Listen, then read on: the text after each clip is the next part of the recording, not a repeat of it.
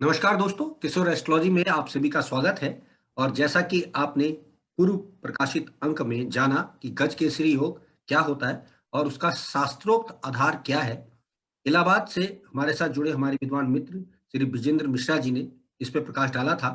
और आज हम बात करेंगे कुछ उदाहरण कुंडलियों की। जैसा कि हमने पूर्व में आपको बताया था कि आपने ये तो जान लिया, समझ लिया कि शास्त्रों के द्वारा गज केसरी योग कैसे बनता है और उसके क्या परिणाम मिलते हैं या क्या फलित होते हैं, वो किस प्रकार से एग्जीक्यूट होते हैं।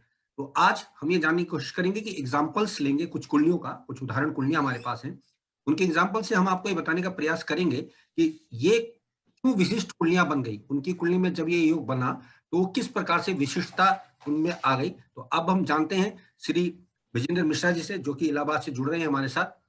स्वागत है सर आपका। नमस्कार। नमस्कार।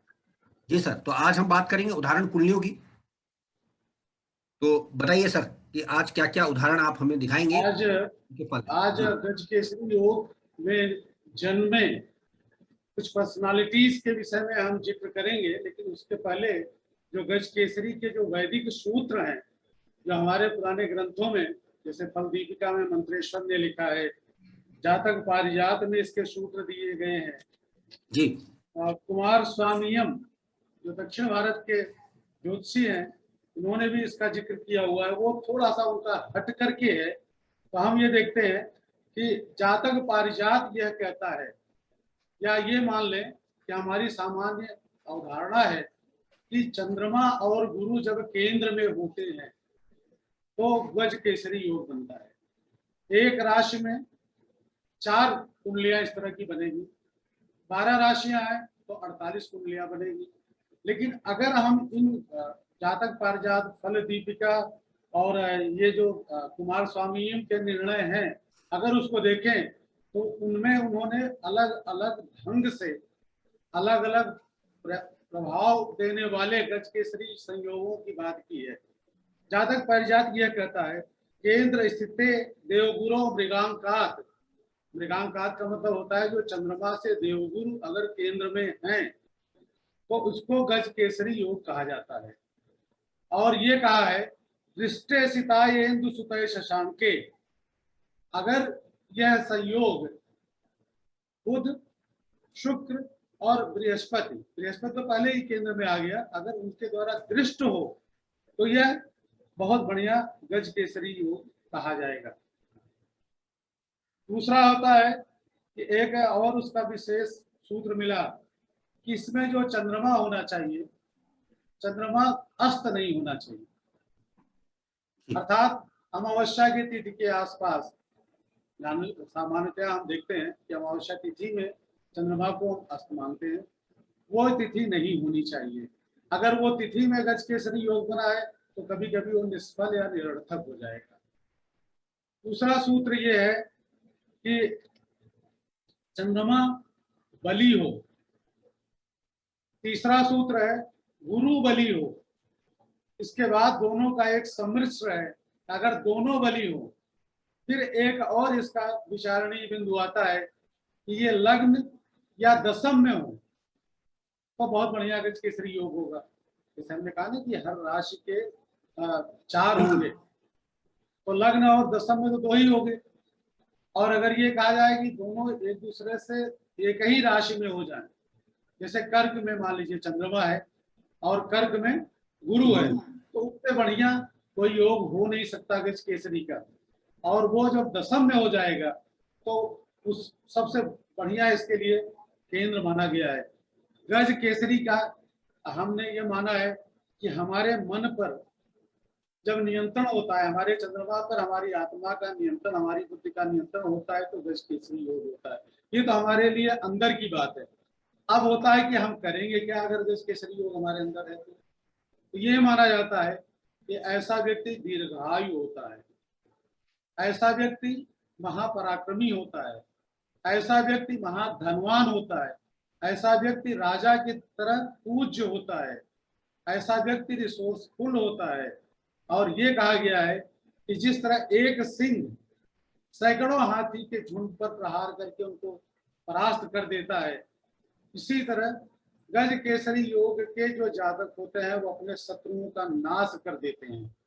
तो गज केसरी योग को एक सामान्य योग के रूप में लेने की भूल न करें, क्योंकि लोग प्रोबेबिलिटी के आधार पर चलते हैं। वो कहते हैं कि हर चौथा व्यक्ति या हर चौथे दिन गज केसरी योग बनता है, परंतु गज केसरी योग किस तरह बन रहा है? क्या उसको सभी ये उच्च ग्रह के साथ गज केसरी योग बन रहा है, या दृश्य संयोग अच्छा बन रहा है, या किस भाव में बन रहा है, या कोई दूसरे ग्रह नीच तो नहीं है? ये भी उसके साथ एक बहुत बढ़िया। कि देश मार्ग में कहा गया है कि गज केसरी योग बने तो चंद्रमा अस्तंगत न हो तथा दूसरे ग्रह नीच भी न हो, तब तो गज केसरी योग है, अन्यथा तो एक सामान्य संयोग है। तो अब ये कभी कभी उसमें जब शुक्र भी आ जाता है तो जो पंच महापुरुष योग हैं, रुचक योग आदि भी उसके साथ मिश्रित हो जाते हैं। तो आज हम इस समय कुछ कुंडली विशेष लेकर के किशोर जी के साथ चर्चा करेंगे कि उस कुंडली में किस तरह का ग्रह योग बना और उन्होंने अपने जीवन में क्या किया है। तो किशोर जी, हम सर मैं पहले एक बात कहना चाहूंगा कि जो भारतीय जनमानस है उसके दिमाग में एक बहुत बड़ा इफेक्ट दिया गया है कि श्री रामचंद्र जी की पत्रिका में लगन में ही गज केसरी योग था। तो क्योंकि आरंभ जब हम कर रहे हैं तो भगवान का नाम हो जाए तो बहुत अच्छा है, उदाहरण को हम लेंगे। उनकी पत्रिका में जो जो आपने बातें बताई हैं अभी, वो शास्त्रोक्त उपाय या शास्त्रोक्त बातें जो आपने बताई, ये परफेक्टली मिलता है। वो राजा थे, मर्यादित थे, महान थे, ये सब चीजें उसमें मिलती है। उनके लगन में ही गुरु और चंद्रमा थे, आप सब जानते हैं। जो दर्शक हमारे नए हैं वो नहीं जानते तो उनको बता दूं कि श्री रामचंद्र जी का कर्क लगन उल्लेख किया गया है और कर्क लगन में गुरु कुछ होते हैं और वहां उनका चंद्रमा भी बैठा हुआ है और वो मर्यादित थे या राजा थे, आप सब जानते ही हैं। जो भी फल आदरणीय विजेंद्र जी ने बताए हैं शास्त्रों के द्वारा जो लिखे गए हैं वो उन पर 100% लागू हुए हैं, लेकिन कंडीशन भी लागू हुई है कि यहाँ गुरु उच्च का है और चंद्रमा स्वराशि का है और चंद्रमा पुनर्वसु नक्षत्र यानी गुरु के ही नक्षत्र के रखे गए हैं। तो आप देख सकते हैं कि कितना मतलब इसका इफेक्ट देखने में आ रहा है। और अब हम बात करेंगे आजकल के यानी कि कलयुग के प्रभाव के कुछ उदाहरणों की। और आदरणीय मैं शुरुआत चाहूंगा कि आप बताएं, तो मैं कुंडली यहाँ शेयर स्क्रीन के माध्यम से बना देता हूं, आप मुझे डिटेल्स बताते रहिएगा तो मैं बताने का प्रयास करता हूं। आप एक कुंडली बनाए 15 सितंबर 1939। जी सर, मैं बना रहा हूं। 15 सितंबर 15/9/1939 15/9/1939 4:30 39 ना सर? हाँ 39 4:30 4:30 चेन्नई। 21 सुबह का सर। जी। मेल है कि फीमेल है? मेल है ना सर, मेल पुरुष? नहीं, ये सिंह लग्न की बन रही है। नहीं नहीं सर, ये पुरुष जातक है ना? हाँ पुरुष।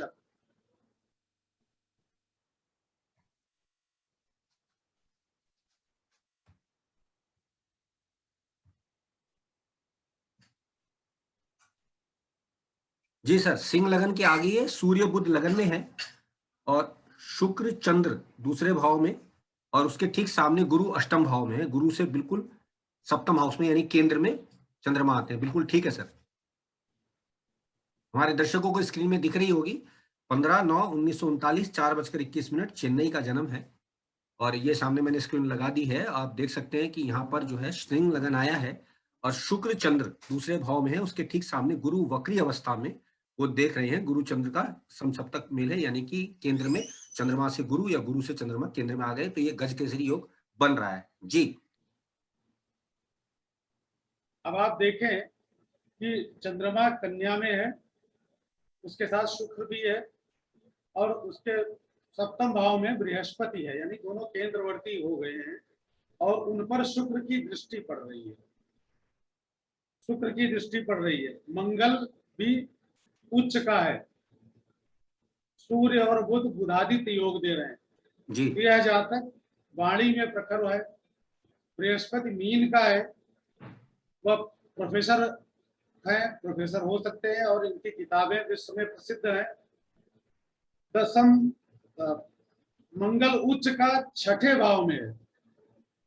ये ठीक वही फल दे रहा है जैसे कहा गया है कि गज केसरी शत्रुओं को दौड़ा दौड़ा करके बिल्कुल उनके ऊपर प्रबल रूप से आगे जाता है। और सुयोग तो सारे है ही हैं, परंतु जैसा कि मैंने अभी और जिक्र किया था कि दो चीजें इनमें थोड़ा सा गड़बड़ा रही हैं। इसमें कहा गया है कि कोई ग्रह नीच का न हो, तो आप देख रहे हैं यद्यपि शुक्र का नीच भंग हो रहा है, जी परंतु शुक्र नीच का है और शनि नीच का है और केतु के साथ है। जी इसलिए यह व्यक्ति बहुत कुछ होते हुए भी एक दो क्षेत्र में पिछड़ गए हैं। ये राजनीतिक सुब्रमण्यम स्वामी है, डॉक्टर सुब्रमण्यम स्वामी। बहुत हमने पहले जो बहुत बातें बताई उनके लिए, आप जानते हैं कि बहुत बड़े लेखक हैं, बहुत बड़े विचारक हैं, और ये किसी परिवार विशेष के साथ अगर लग गए तो उनकी पूरी धज्जियां उड़ा के रख देते हैं, सुप्रीम बिल्कुल कोर्ट तक बिल्कुल जाकर उसको हरा देते हैं।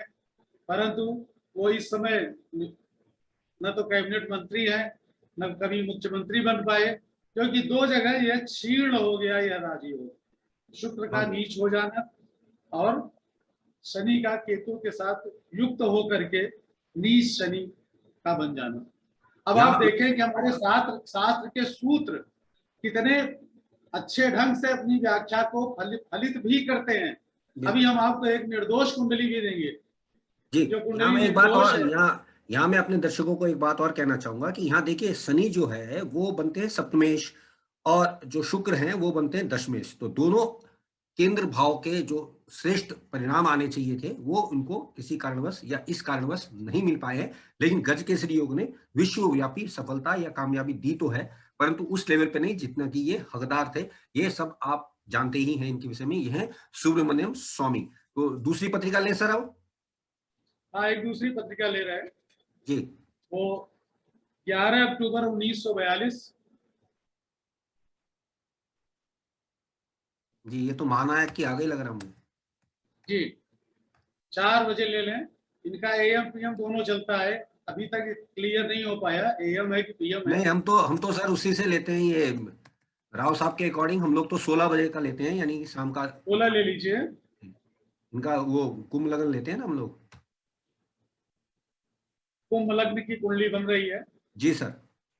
और इनका चंद्रमा गुरु छठे भाव में है, चंद्रमा इनका 9वें भाव में है, यानी गुरु से केंद्र में चंद्रमा आ जाते हैं, यानी गुरु से इनका चंद्रमा तुला का है और जी गुरु छठे में उच्च का है, लेकिन 4 ग्रह इनके अष्टम भाव में है। जी अब देखते हैं कि इनमें गज केसरी योग कितना प्रभावी हुआ।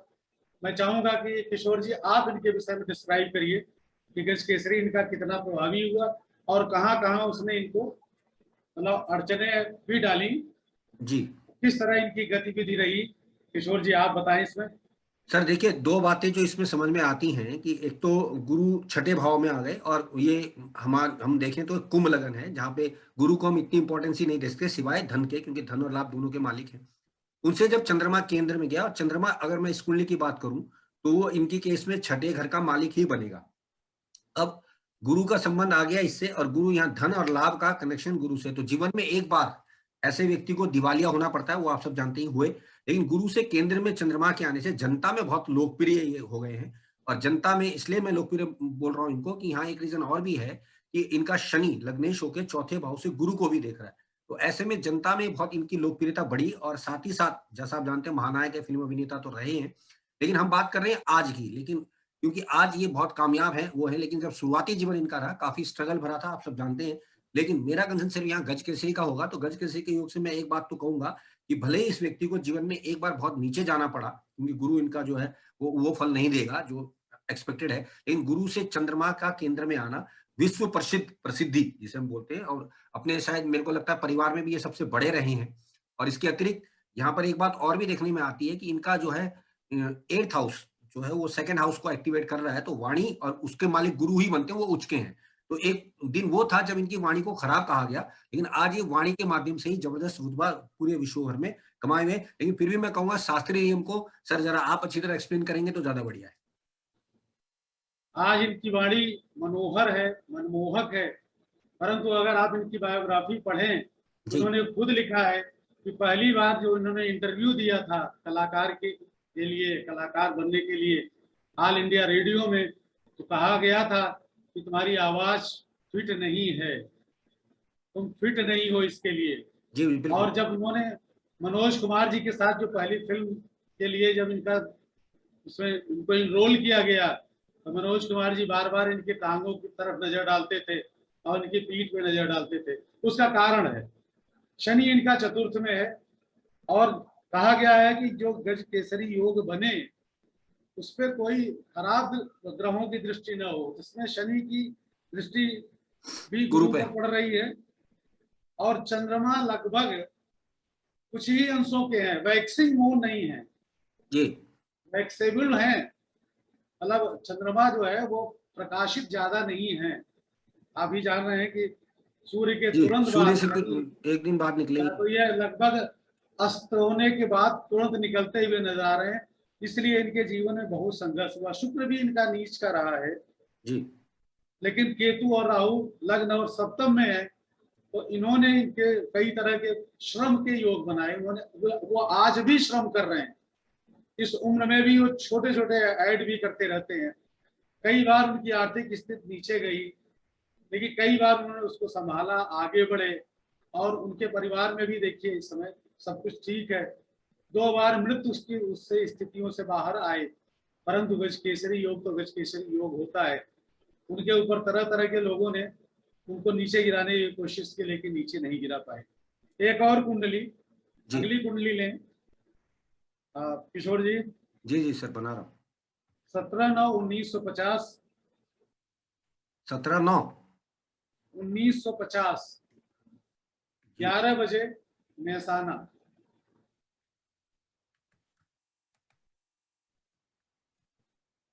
मेहसाना या वडनगर, एक ही बात है। मेहसाना भी लेंगे तो आ जाएगा, अहमदाबाद ही डाल दीजिए। ये तो हमारे आदरणीय प्रधानमंत्री जी की कुंडली हो गई।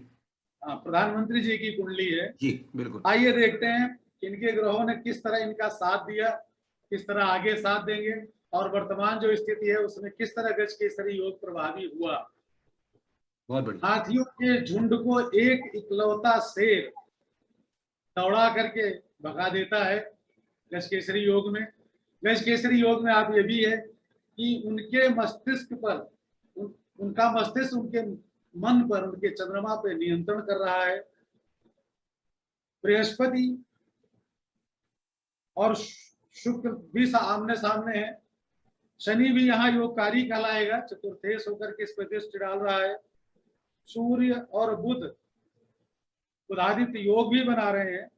चंद्र मंगल योग है लग्न में। चंद्र मंगल योग बहुत बड़े किंग की निशानी है, जी लेकिन किंग बनते बनते बहुत देर कर दी मोदी साहब ने। ऐसा क्यों हुआ, मैं जानना चाहूंगा किशोर जी से। सर, दो बातें। पहली बात तो जो लगन में अगर आप देखें तो मंगल तो था, लेकिन वहां पे नीच राशि का चंद्रमा, यानी भाग्य की सपोर्ट जिसे हम बोलते हैं वो, हालांकि लगने नवमेश का लगन में आना अच्छी बात होती है, लेकिन क्योंकि भाग्य स्वामी ही नीच का है तो भाग्य में स्ट्रगल तो लिखी जा चुकी है। ये तो तय हो गया कि भाग्य बहुत नीचे से उठेगा या नीच भंग करके आएगा, नीचे से ऊपर आएगा व्यक्ति। फिर एक बात और देखने में आती है सर, यहाँ पे गुरु पे शनि का प्रभाव इस कुंडली में भी है, जैसा कि आपने पूर्व में बताया था, अमिताभ बच्चन जी की पत्रिका में भी है। कहीं ना कहीं देरी से रिजल्ट मिलेंगे। और एक बात और देखने में आएगी कि यहाँ पर अगर हम गुरु को देखें तो वो अपनी एक राशि से द्विद्वादश योग बना के बैठा है, और एक से वो एकादश तीसरे में बैठा है। तो यहाँ पर अगर मैं देखूं, फिर ये वृश्चिक लगन है, यहाँ पर गुरु की अहमियत बहुत ज्यादा है कंपेरेटिवली अमिताभ बच्चन वाली कुंडली में। तो अब यहाँ से अगर हम देखें, गुरु वक्री भी है, एक और रीजन मिलता है। और यहाँ पर गुरु से चंद्रमा 10वें घर में गया है, और अब चंद्रमा की दशा खत्म होकर मंगल लग्नेश की दशा उनको आई है। लेकिन चंद्रमा की दशा में ये बात ध्यान रखिएगा, पिछले 10 सालों में इस व्यक्ति ने जो जबरदस्त उठान ली है पूरे विश्व के अंदर, भारत में तो ऑफकोर्स पिछले 7 सालों से ये है ही है, मुख्यमंत्री के बाद ये प्रधानमंत्री बने, लेकिन वर्ल्ड वाइड जो इनको ख्याति मिली वो इस पीरियड में मिली है, जब इनको अगर हम कहें तो चंद्रमा जो कि नवमेश की दशा थी, और अब लग्नेश की दशा कुछ ही दिन पहले लगी है इनकी। लेकिन कहने का मतलब फिर वही आएगा कि गज केसरियों के पूर्ण परिणाम जो इनको मिले हैं वो पिछले 10 सालों में मिले हैं। और जैसा कि मैंने कहा कि कुछ देर से मिलने की वजह तीन जो मुझे नजर आई थी, एक तो भाग्येश का नीच का हो जाना, शनि का गुरु पे प्रभाव होना, और गुरु का वक्री होना। फिर भी मैं चाहूंगा कि शास्त्रोक्त तरीके से आप इसको जरा ज्यादा अच्छी तरह एक्सप्लेन करें, क्योंकि आदरणीय हमारे प्रधानमंत्री जी की पत्रिका और लोग इसके बारे में जानना चाहते हैं। जी चंद्र मंगल की युति सबसे, चंद्रमा नीच का है, जी परंतु चंद्र मंगल को शास्त्रों में यहाँ तक कहा गया है, फल दीपिका बार बार कहती है कि अगर कर्क में चाहे चंद्रमा और गुरु बैठ करके संयोग करें तो वो बहुत बड़ा बलशाली किंग की कुंडली बनाता है। देखिए वहां पर मंगल नीच का होता है, यहाँ ये उल्टी स्थिति बन रही है, यहाँ चंद्रमा नीच का है, और चंद्रमा जब नीच का है तो मंगल ने उनकी नीच भंग कर दिया। बस यही कारण था कि उनको बहुत देर कर दी पद पर आते आते, जी क्योंकि हमारे जो शास्त्र ये कहते हैं कि थोड़ा सा ग्रह दूसरे ग्रह भी कहीं डेबिलिटी में न हो, कहीं वक्रत्व में न हो, या कभी कभी ये है कि उनके ऊपर कुदृष्टि न हो। दूसरी अच्छी बात ये हो रही है कि शुक्र, बृहस्पति, मंगल और चंद्र ये चारों केंद्रवर्ती है। एकादश में बुध है, तो बुध बुध भी एक तरह से इनको अच्छा सहयोग दे रहा है। आगे इनके साथ संकट जरूर रहते हैं, लेकिन हर संकट से ये पार पाते हैं, नैया दे रहे हैं। तो अगर इनकी कुंडली को देखें, इनका जो अब 7.5 भी खत्म हो गई है, जी तो बिल्कुल। आगे लगता है कि संघर्षों के बीच भी गज केसरी योग इनको सिंह की तरह आगे बढ़ाता रहेगा। बहुत सुंदर सर, बहुत सुंदर। और यहाँ मैं एक बात और बताना चाहूंगा दर्शकों को कि अगर आप देखें कि जो शुरू में जो आदरणीय विजेंद्र मिश्रा जी ने हमें सूत्र में बताए थे कि राजा होगा, प्लस मर्यादित जीवन जीता होगा, विश्व प्रसिद्ध होगा, ठीक है, ये सारी बातें अब तक हमने जो भी कुंडलियां देखी हैं, लगभग 4 कुंडलियों में हमने देखा, और ये चारों बातें वहां पे लागू हो रही है। खासतौर से अमिताभ बच्चन को अगर आप देखें तो इंडस्ट्री के महानायक तो ही हैं, किंग है, इसमें कोई शहंशाह माने गए हैं, इसमें कोई दिक्कत है ही नहीं। इसके अतिरिक्त अगर मोदी जी को आप देख रहे हैं तो आप समझ ही रहे हैं कि मैं क्या कहना चाह रहा हूँ। विश्व में जितने बड़े नेता उनमें से आज इनकी गिनती हो रही है, और एक स्थिति ऐसी थी कि बहुत नीचे से ऊपर आए, तो गज केसरी योग का परिणाम यहाँ संपूर्ण रूप से दिखाई दे रहा है। क्योंकि अगर मैं बात कर रहा हूं दशाओं की भी, तो दशा देखिए अब आई है लग्नेश की, और उससे पहले उनकी नौमेश की दशा थी। बावजूद इसके गज केसरी योग ने उनको वहां बैठा दिया है जहां जब तक दुनिया रहेगी शायद ही कोई ऐसा व्यक्ति होगा जो मोदी जी का नाम नहीं लेगा या मोदी जी को नहीं जान पाएगा। जी हम दूसरी कुंडली ले रहे हैं, 12 जी फरवरी 1939। 12 फरवरी 1900। 1939। जी टाइम 1939 टाइम 4 बजे बागपत, 1939 सुबह 4 बजे ना। सुबह 4 बजे बागपत या मेरठ। हाँ बागपत आ जाएगा।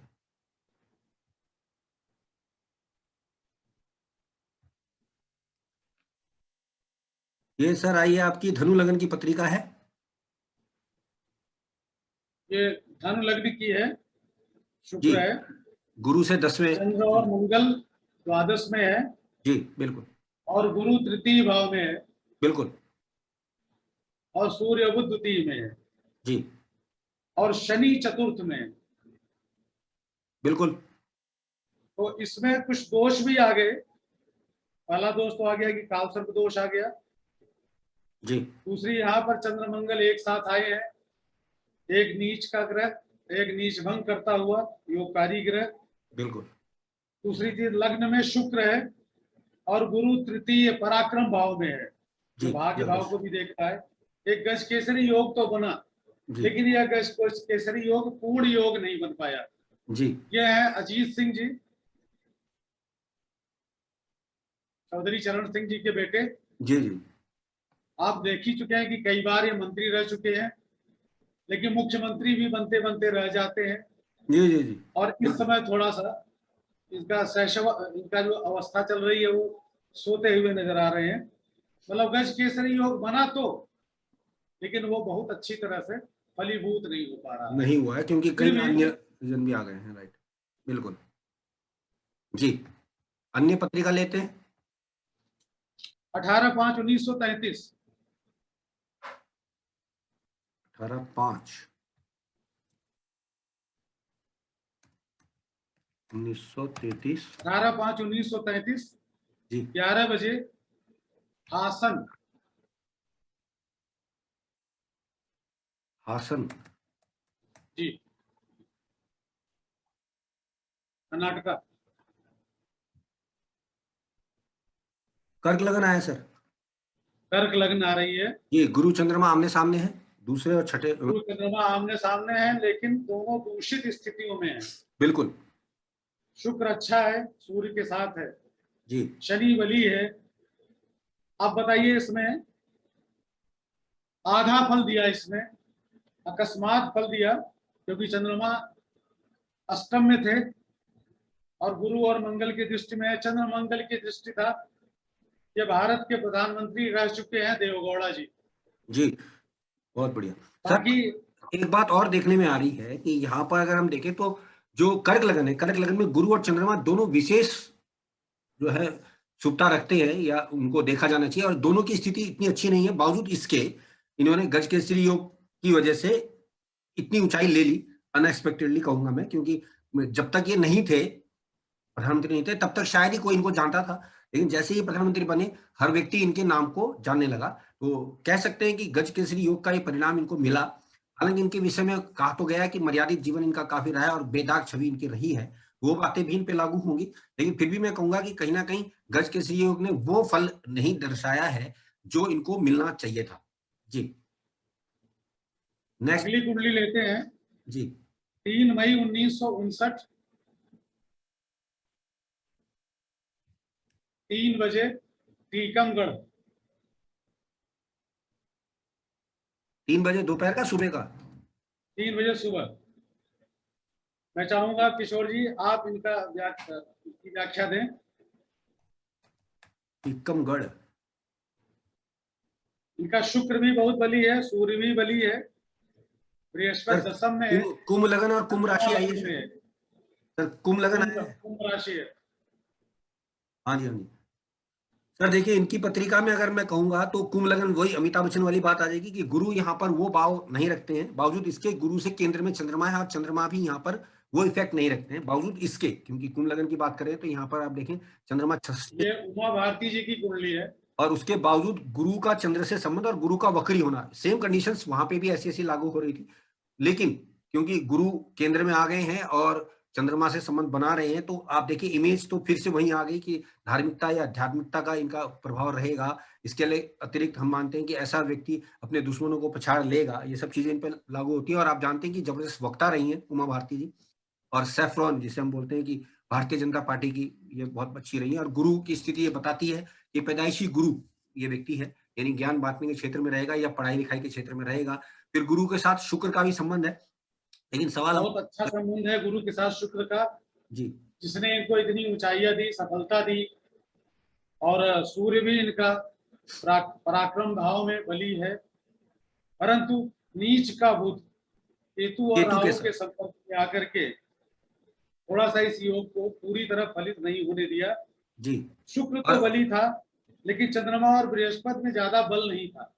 जी गजकेसरी योग है, अन्य योग है, नहीं, योग तो लेकिन सर फला है कह इनको, सकते ये हैं तो हम कह सकते हैं। लेकिन इनकी वाणी ने इनको काफी नुकसान हमेशा से पहुंचाए हैं, क्योंकि तो इनकी वाणी शुक्र की वजह से, इनकी वाणी सूर्य की वजह से, इनकी वाणी चंद्रमा के लग्न में होने की वजह से, तो इनकी वाणी ने, इनके प्रवचनों ने, इनके कृत्यों ने, इनके साहस ने इनको बहुत ऊपर पहुंचाया और एक नई चीज की नींव डाली। राम मंदिर के निर्माण में या उस आंदोलन में इनकी सबसे बड़ी भूमिका थी। इन्होंने शिवाजी की तरह कार्य किया था उस कार्यक्रम में। जी जी एक और कुंडली हम लेते हैं, जिसमें इस योग के विषय में हम जिक्र करेंगे। 3 जून 1924,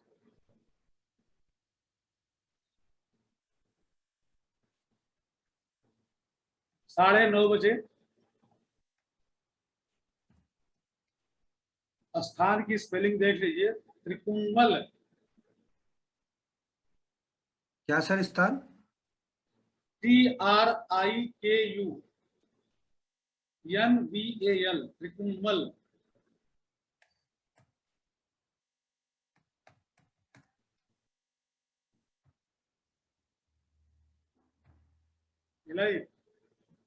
सर कर्क लगन की पत्रिका आ रही है।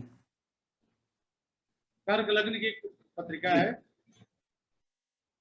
और चंद्रमा इस समय यद्यपि उसका डेबिलिटी से तुरंत बाहर जा रहा है, यानी वृष राशि में सूर्य के साथ अवस्थित है।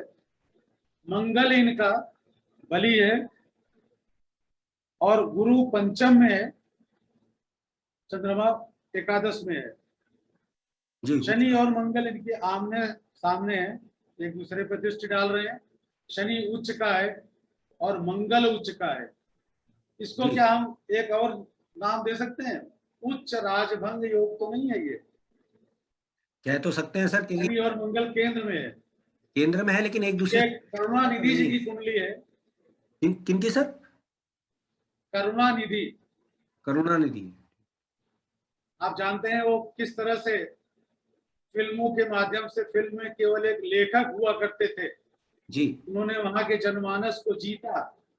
जिस समय उस दक्षिण भारत के चारों प्रांत के जो मुख्यमंत्री हुआ करते थे सारे ब्राह्मण थे। उन्होंने पेरियार परंपरा को और थोड़ा सा वहां पर समाजवाद जैसा चला करके आंदोलन और हिंदी का प्रचुर विरोध, प्रबल विरोध करते हुए इतने दिनों तक अपनी पार्टी को सत्ता में रखा और बार बार वो मतलब विपक्ष में भी रह करके उन्होंने राजनीति में अपना योगदान दिया। परंतु मंगल और शनि दोनों उच्च के थे, लेकिन दोनों इतने उच्च के थे कि वो बार बार उनको दिक्कत देते गए। जी। चंद्रमा, यहाँ एक बात और भी है सर कि अगर हम देखें, मंगल तो चलो इस कुंडली में योग कारक बनते ही बनते थे। शनि सप्तमेश है। अब सप्तमेश और कर्मेश का उच्च का बन जाना, कहीं ना कहीं देखिए वो ऊंचाई तो दे ही चुका जो भागीदारी बन रही थी कुंडली के अनुसार। और गज केसरी की भी बात करें तो गज केसरी में भी चंद्रमा और गुरु का ही योग बनेगा, जो कि नवम और लगन से संबंधित है। वो भी इनको वो राइज दे चुका जिसके ये हकदार थे। वाकई बहुत समय तक इन्होंने राज किया और पूरी दुनिया इनके विषय में जानती है। करुणानिधि तो one of the finest politician in Indian scenario कह किशोर सकते जी, इस कार्यक्रम की समाप्ति हम राव साहब की कुंडली से करेंगे। उसके हैं। जी पहले अगर समय हो तो मैं और कुंडली आपके सामने रखूं। बिल्कुल सर, बिल्कुल, मोस्ट वेलकम। एक कुंडली और किसी हम सामान्य जन की भी एक आधी पत्रिका ले लें जो कुछ अच्छी पद पे रहे हो या हो अभी भी, क्योंकि ये जितनी हमने कुंडली ली है सेलिब्रिटीज की हैं। और यहाँ मैं दर्शकों को बता दूं कि दर्शकों हम ये इसलिए लेते हैं कि सेलिब्रिटीज की कुंडली आप सबके पास उपलब्ध होती है, उसको समझ पाना आसान होता है, उसको जान पाना आसान हो जाता है। क्योंकि अगर हम किसी व्यक्ति विशेष की कुंडली अलग से लेंगे तो उसमें ये क्वेश्चन उठेंगे, पता नहीं किसकी है, ऐसा योग है भी कि नहीं है, वगैरह वगैरह। इसलिए हम लोग सेलिब्रिटीज की कुंडली ज्यादा लेते हैं और उसकी कुंडली में आप कहीं से भी मिलान करके देख सकते हैं कि ये बातें उसमें लागू हो रही है कि नहीं हो रही। जी आदरणीय ब्रिजेंद्र जी। अब मैं चाहूंगा किशोर जी आपके पास एक दो कुंडलियां हो तो आप उनका विश्लेषण करें। सर मेरे पास तो राव साहब की और महात्मा गांधी जी की थी, वो हम अभी चलिए महात्मा गांधी से शुरू करते हैं। जी महात्मा गांधी और राव साहब के लेके चलते हैं। जी। डेट ऑफ बर्थ बताइए सर राव साहब के लिए। उसके बाद अगली अपने जब वो करिएगा तो नीच भंग राजयोग या परिवर्तन योगों पर हम कुंडलियां लेके आएंगे, जी क्योंकि वही अपने आप में बहुत प्रबल योग बनाते रहे हैं। अभी तो गज केसरी चल रहा है। अब राव साहब की कुंडली लेके आए। डेट ऑफ बर्थ बताइए सर। डेट ऑफ बर्थ न हो तो मैं देता हूँ। जी 12 अक्टूबर 1931, 7:45 मंगलोर। 7:45 मछलीपट्टनम है इनका ना।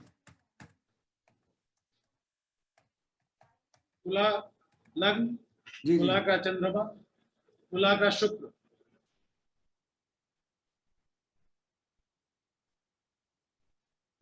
गलत क्यों आ रही है? टाइम क्या बताया सर आपने मुझे? जी, समय क्या बताया आपने? समय है 7:45 जी सवेरे। जी जी, एक मिनट, मैं थोड़ा गलत हो गया था। जी अब ठीक है। तुला लगन आ गया। लगन में ही चंद्र मंगल शुक्र है और गुरु दशम में है। गुरु और बुध दोनों उच्च के हैं। बुधादित्य योग भी बन रहा आ है। जाए कमी है, ये तो आप सब जानते हैं कि ये परम आदरणीय ज्योतिष गुरु श्री K.N. राव यानी कोट्टुम राजू नारायण राव जी की पत्रिका है। और उसमें आपको सब अधिकतर जो ज्योतिष विद्यार्थी हैं सब उनके विषय में जानते ही हैं कि उनका कितना मर्यादित जीवन रहा है और अपने क्षेत्र में वो बड़े अच्छे कामयाब रहे हैं। और उनका एक छत्र राज अच्छे ज्योतिषियों में तो रहा ही है। ऑफकोर्स उनके समकालीन कुछ ज्योतिषी बहुत अच्छे रहे हैं, लेकिन इनका दबदबा आज तक कायम है। कुछ प्रिडिक्शंस इनके लाजवाब रहे हैं और स्वयं मैं भी इनका स्टूडेंट रहा हूँ।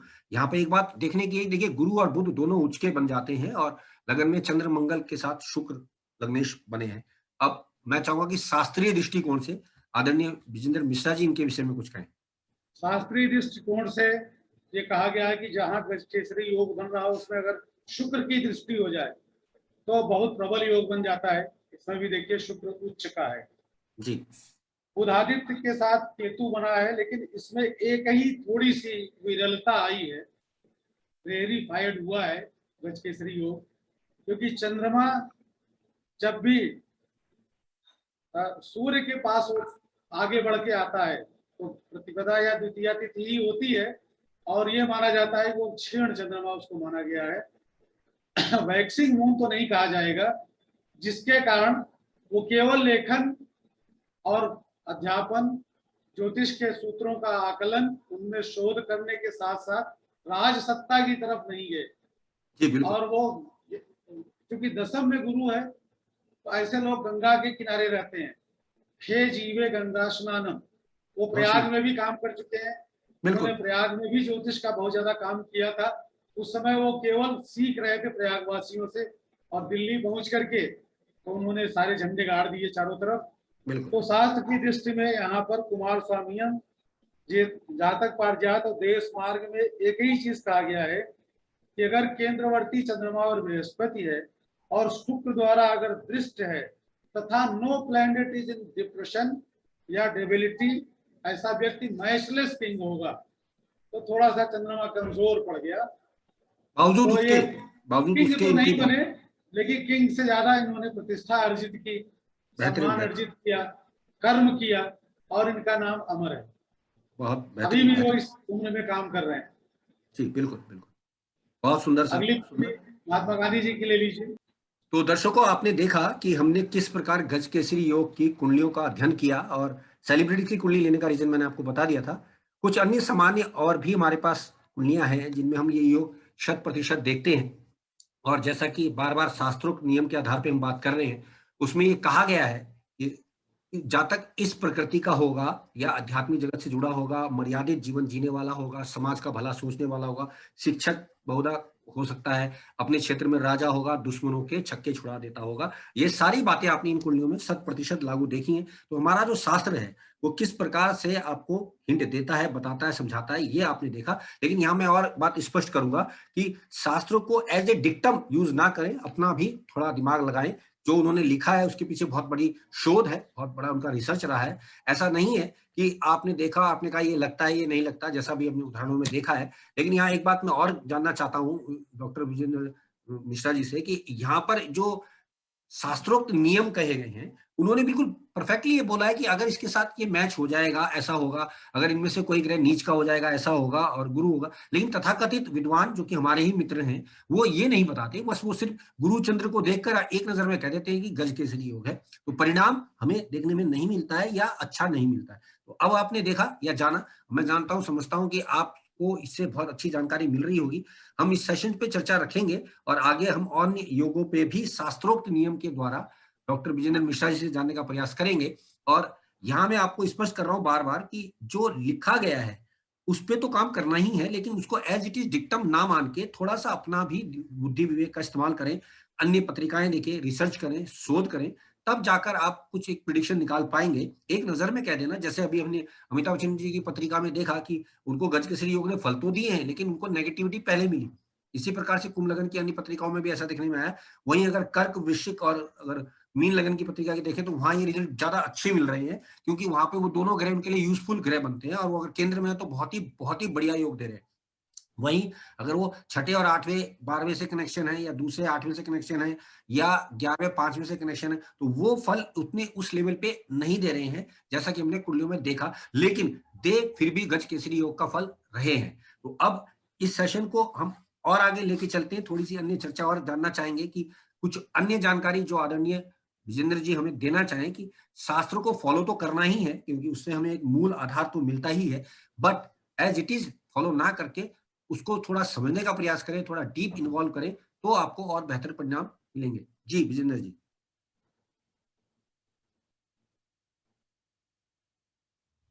बताइए सर, क्या कहना चाह रहे हैं इस विषय पे और थोड़ा। कुल मिलाकर के गजकेसरी योग को एक विरला योग न माने, और शास्त्रों ने जो उसको संकेत दिए हुए हैं उन सूत्रों को लेकर के हम चलें। यद्यपि जो हमारी फलित ज्योतिष है उसमें कई तरह की परंपराएं हैं। उसमें जो छद्म योग होते हैं, उनके जो नवांश में उनके बल होते हैं। जेमिनी ने तो नवांश की महत्ता को बहुत ज्यादा बिल्कुल। रेखांकित किया है, ध्वन्यांकित किया है। चंद्रमा के नक्षत्रों को उन्होंने बहुत उसके ऊपर जिक्र किया है। इसके अलावा जो योगाध्याय हैं फल के लिए, हमारे फल दीपिका में मंत्रेश्वर जी ने लिखा हुआ है, बृहद पराशर जी ने उस पर जो बहुत ज्यादा जिक्र किया हुआ है, तथा जातक पारिजात है, देश मार्ग है, उनमें तरह तरह के जो सूत्र हमारे मनीषियों ने दिया है, अनुभूत सूत्र हैं, उसको जब उन्होंने प्रयोग करके बताया है, उसको अगर हम थोड़ा सा अवलोकन कर लें, तो आज जो जातक हमारे सामने आते हैं उनकी कुंडली जब हम देखने लग जाते हैं, तो हम तुरंत प्रेडिक्शन दे सकते हैं कि यह जातक कितना आगे जाएगा, या कहाँ वो खाई में गिर सकता है, उसको कहाँ पर बचने की जरूरत है, क्या शोध करने की जरूरत है। तो राज योगाध्याय पर बहुत ज्यादा काम किया है वीवी रमन साहब ने। उन्होंने तो 1001 योगों का इस तरह से एक संकलन किया है। तो हम ज्योतिष के जो प्रारंभिक छात्र हैं उनसे अनुरोध करना चाहूंगा कि उस पुस्तक को एक बार लेकर के देख लें। उसमें जो इस तरह के जो योगाध्याय हैं उसको अगर वो पढ़ लेंगे, तो जब भी कोई कुंडली उनके सामने आएगी तो वो उसमें तुरंत उस चीज को इंगित करते हुए उसके विषय में आकलन कर लेंगे। कभी कभी हमारे अपने जो निर्णय होते हैं वो पुरानी कुंडलियों को देख करके थोड़ा बदल जाते हैं। जैसे मैं यहाँ बताना चाहूंगा कि विगत दिनों से हम जितने भी अपने खिलाड़ियों की बात कर रहे हैं, राजनेताओं की बात कर रहे हैं, उनमें ये सब योग तो आ रहा है, लेकिन हमने ये देखा है कि शनि और केतु, शनि और राहु, राहु और के साथ कोई छोटा सा और ग्रह बार बार उनके लग्न और सप्तम में आ जा रहा है। तो अगर सामान्य कुंडली को अगर हम देखते हैं तो हमें लगता है कि ये जातक आगे काम नहीं कर पाएगा।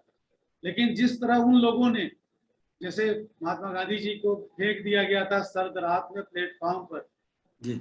उसके बाद वो वहां से उठे और उन्होंने आकर के अंग्रेज राज्य को एक तरह से कील, अंतिम कील के रूप में सिद्ध हुए। अमिताभ बच्चन जी के विषय में अभी हमने कुंडली में बात की कि किस तरह वो अपने छोटी से गांव से, इलाहाबाद का एक गांव है वो प्रतापगढ़ में चला गया है, और एक शिक्षक के छात्र, शिक्षक के पुत्र थे और एक आउट हाउस में सर्वेंट क्वार्टर में रहा करते थे। उन्होंने कितना बड़ा अंपायर बनाया, आज इस सदी के महानायक के रूप में जाने जा रहे हैं। और उनके आगे पीछे उनका जो परिवार है वो भी बहुत आगे बढ़ रहा है। उन्होंने एक नए आयाम दिए हैं कला को, एक नया स्वरूप दिया है। तो ये हमारे जो योग हैं गज केसरी योग, वो भले थोड़ा बहुत दूषित हो कहीं न कहीं, लेकिन वो अपना फल देंगे।